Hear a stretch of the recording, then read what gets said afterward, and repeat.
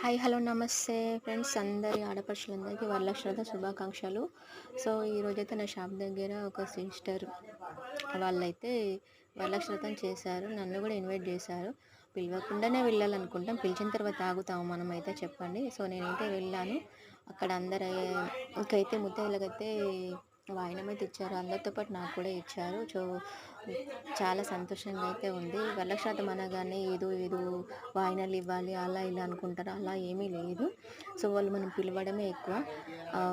వచ్చిన ముత్తైదులకి ఏంది అని అంటే ఏదో మనకున్నంతలో బొట్టు, పసుపు, పూలు, గాజులు, తమలపాకులు వాటినిచ్చి మనల్ని ఆశీర్వదించమని చెప్పడమే. అదే వాయినం, పెద్ద వాయినం అవుతుంది. ఏదో అంగరంగ వైభవంగా చేయాల్సిన అవసరం లేదు. ఉన్న దాంట్లో చేయడమే వరలక్ష్మి వ్రతాన్ని అమ్మవారికి చాలా ఇష్టం.